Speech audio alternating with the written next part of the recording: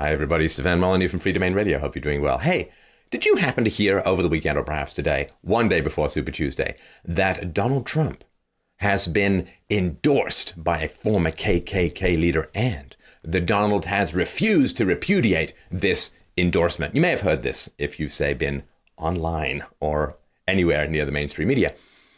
Facts. They are such stubborn things. Let's actually find out what happened. So according to the media, Donald Trump is trying to clean up a racially charged controversy Monday after he refused to disavow former Ku Klux Klan Grand Wizard David Duke over the weekend. When asked about his comments on CNN's State of the Union, Trump blamed a bad earpiece. Quote, "I was sitting in a house in Florida with a bad earpiece," the brash billionaire told NBC's Today Show. "I could hardly hear what he's saying. I hear various groups. I don't mind disavowing anyone. I disavowed Duke the day before at a major conference." So, first of all, Donald Trump did disavow Dr. David Duke, and he disavowed David Duke last summer as well. This was in August, and again, the sources to this are all below. Donald Trump says he isn't interested in the endorsement of David Duke. Quote, "I don't need his endorsement. I certainly wouldn't want his endorsement," Trump said during an interview with Bloomberg's Mark Halperin and John Heilemann. He added, quote, "I don't need anyone's endorsement." Asked whether he would repudiate Duke's endorsement, Trump said, "Sure, I would if that would make you feel better." Now, with regards to David Duke, Dr. Duke left the Klan almost 40 years ago. His group currently rejects all violence, and he said, "Listen, I joined the Klan as a young man, and it was a terrible mistake, and never at any point in his life, according to David Duke, did he ever support the supremacy of any one race over any other race." So his quote with regards to this is, "I'm not saying I endorse everything about Trump. In fact, I haven't formally endorsed him, but I do support his candidacy, and I support voting for him as a strategic action. I hope he does everything we hope he will do." So, of course, you see the headlines all over the place. Former KKK leader endorses Donald Trump, which he hasn't actually done.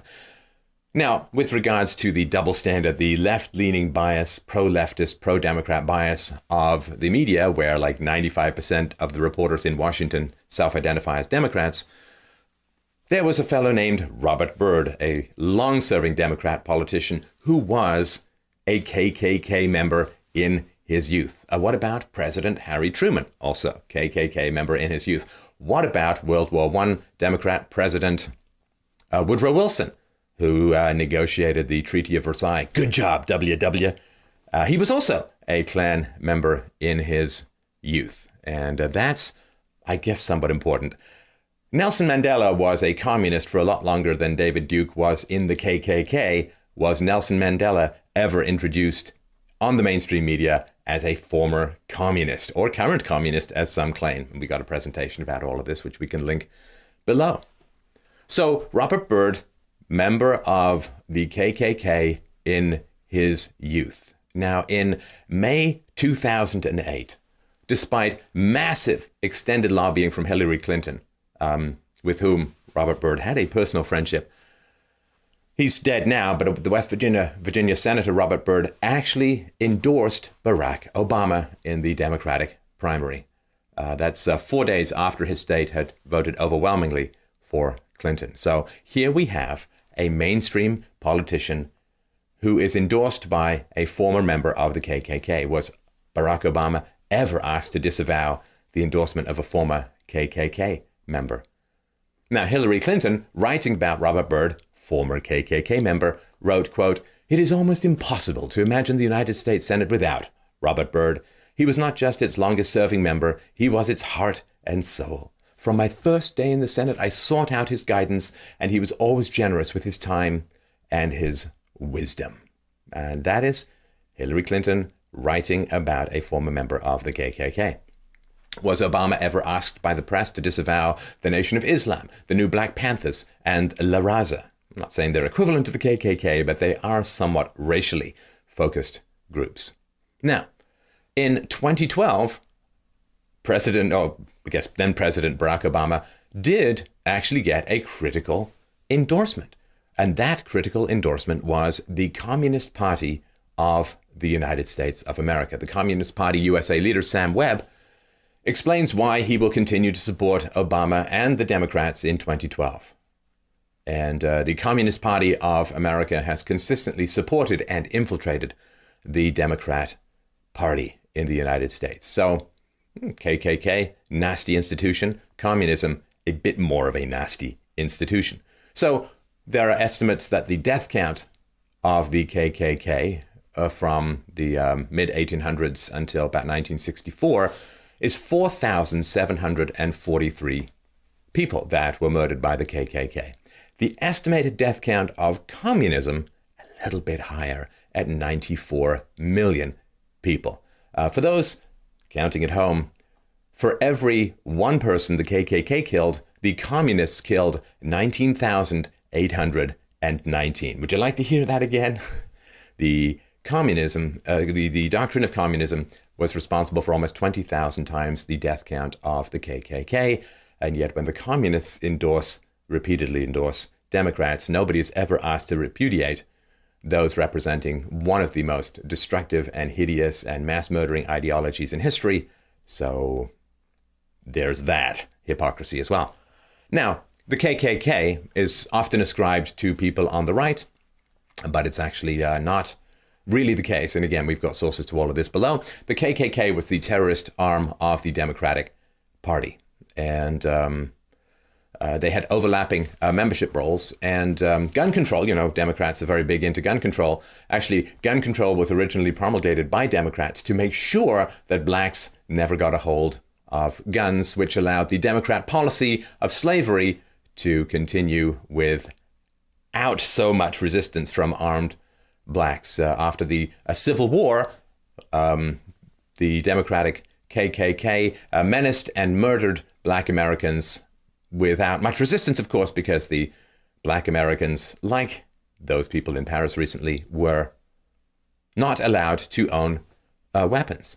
Now, the original target of the KKK were Republicans, black and white. The Democrats started the KKK and for decades harassed the Republicans with lynchings and threats. Now, of the number of people killed by the KKK, about an estimate 3,446 blacks were killed by the KKK and 1,297 whites. That's from 1882 to 1964.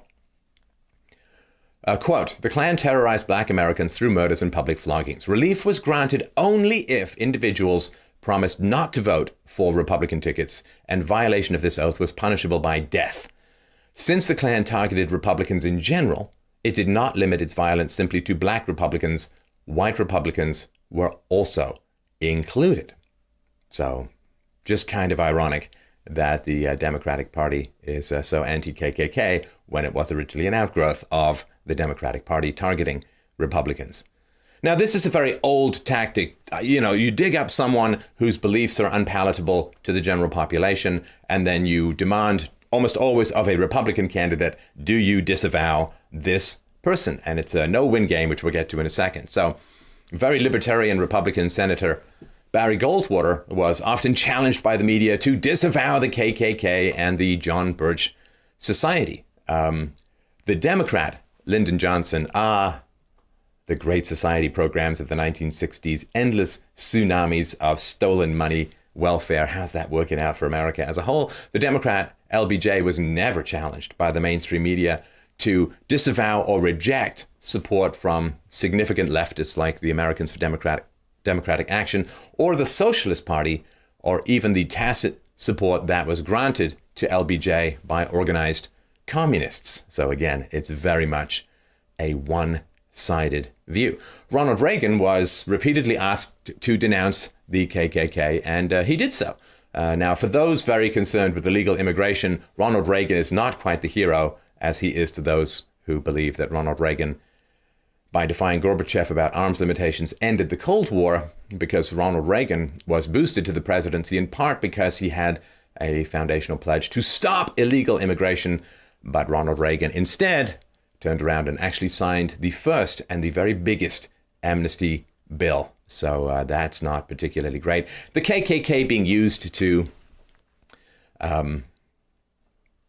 discredit Republicans. It's an old tactic. There's a photo you can find online. We can link to it below, where there are a whole bunch of KKK members dressed up holding pro-Trump signs. This photo made its rounds until somebody pointed out that, these brain surgeons have their hands sticking out of the KKK costumes, and the hands are black hands. And that didn't really work. Now, if you're going to play the game, which is, hey, I found some crazy guys or some guys with unpalatable or nasty beliefs who support you, do you reject them? Well, you cannot conceivably become an expert on everyone who might support you, who has supported you, who will support you. So that's a game that doesn't end. The correct response, I believe, is, okay, tell me who you have asked the Democrats to repudiate. And if you cannot find, or you cannot give me an example of anyone you've asked the Democrats to repudiate, then I don't want to talk to you, because I'm not playing this stupid gotcha game designed to discredit Republicans by applying unfair standards to them, never applied to Democrats. So you can never win this game, so you've just got to keep on moving. And, this is just another example of, I've got a simple test here for you. How do you know the mainstream media is lying? Well, there's a couple of signs. I'll just give them to you here for free. But if you want to support the show, freedomainradio.com/donate, freedomainradio.com/donate. Really appreciate that. So here are some tips as to whether or not the mainstream media is lying. Do you feel confused and resentful? Do you feel that you have sudden rage against people you don't really know much about circumstances which are somewhat murky to you? Do you feel suddenly set against your fellow citizen for reasons that don't make any sense? Do you feel that people are acting in inexplicable ways to destroy, perhaps, say, their chance of winning some sort of presidential nomination, and it just doesn't make any sense? Another way of telling if the mainstream media is lying would be something like this. Is your television warm? Is your electricity bill slowly climbing the staircase of allowing ions to indoctrinate your brain with misinformation?